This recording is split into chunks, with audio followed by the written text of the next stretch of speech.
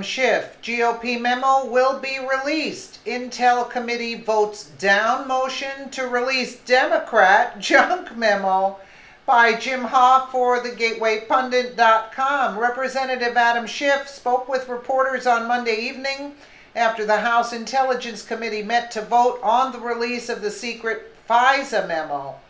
Schiff said his motion to delay the release of the explosive memo were voted down.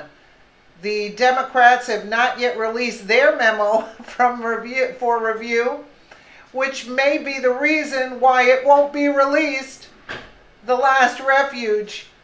Adam Schiff is very disingenuous. Nunez majority memo was available to review by the full House and was just voted to be released to the public. Representative Adam Schiff minority memo has never been released to the House for review yet. Perhaps minority should begin there.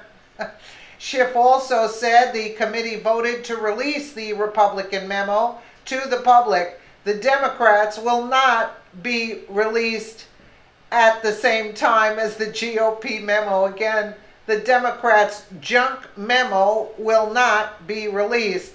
Let's take a listen. At least some humor during the course of the day. Sir, thank you. We're going to shift to Adam Schiff now, who's speaking. Crossed a deeply regrettable line in this committee where, for the first time in the 10 years or so that I've been on the committee, there was a vote to politicize the declassification process of intelligence and potentially compromise sources and methods. I made a couple motions this afternoon or this evening. First, we scheduled the hearing today, or the business meeting, so that the minority memoranda could be made available to the members of the House that had been misled by the majority's memoranda. We expected that vote to be non-controversial, and it was. The House members will now have access to the minority memoranda. I made a secondary motion that prior to the public release of either memoranda, that the FBI and the Department of Justice have the opportunity to come and brief the entire House in a classified session on both memoranda, on the underlying facts and the underlying materials, so that the committee could make a responsible judgment as to whether the memoranda should be made public. That motion was voted down by the majority.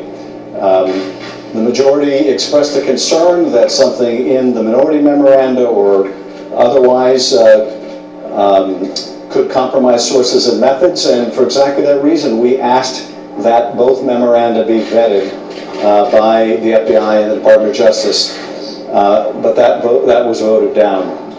I spoke with the director of the FBI earlier this afternoon. He expressed his strong interest in being able to brief our committee prior to any release of these materials about concerns that the Bureau and the Department have. I relayed that interest by the director of the FBI, a appointee of President Trump, to this committee, but that was unavailing. They were not willing to meet with the director of the FBI to hear the Bureau's concerns or the Department's concerns.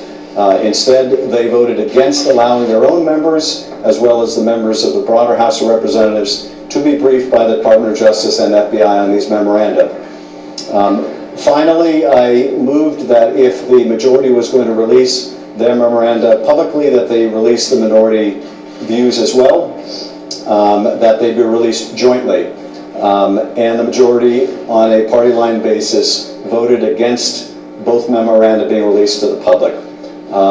They then took up their own memoranda and voted it out to make public. We had a separate vote on the minority memoranda, and the majority voted against allowing the public to see the minority memoranda. The release the memo crowd apparently doesn't want to release the memo now. The most they would do is say that at some indeterminate point, a week or so from now, they would consider whether to release the minority memo. We raised, of course, the transparently political objective behind this, which is to allow the majority to set a certain narrative for a week or so before they released a full statement of the facts from the minority. But nonetheless, this is where we are. We had votes today to politicize the intelligence process, to prohibit the FBI and the Department of Justice from expressing their concerns to our committee and to the House, and to selectively release to the public only the majority's distorted memo without the full facts. A very sad day, I think, in the history of this committee. As I said to my committee colleagues during this hearing, sadly, we can fully expect that the President of the United States will not put the national interest over his own personal interest. But it is a sad day indeed when that is also true of our own committee. If you're talking about a sad day for your committee, you haven't seen sad yet, I might add. Today, this committee voted to put the President's personal interest, perhaps their own political interest, above the national. Are you kidding me? The President's personal interests or the people's personal interests? Unbelievable. And did you notice he's talking in circles? Interest in denying themselves even the ability to hear from the department and the FBI. And that is, I think, a deeply regrettable state of affairs. But it does show how, in my view, when you have a deeply flawed person in the Oval Office, that flaw can infect the whole of government, and today, tragically, it infected our committee. Are you kidding me? Did you hear what he just said? When you have a flawed, shifty boy, your time is limited. At this point, I'll yield to my colleagues. Did you understand basically what he was talking about? I mean, if I didn't read what I read, I wouldn't even have understood what he said if I just heard him. But you get the gist at the end. Did you see how he was dissing Trump? You guys, if you think you saw a sad day now, you haven't seen anything yet. And I'm so happy for it. The disgrace of these Democrats. They're disgraceful. Disgraceful. Disgraceful. Let me know what you guys think in the comments below. And again, thank you so much for watching.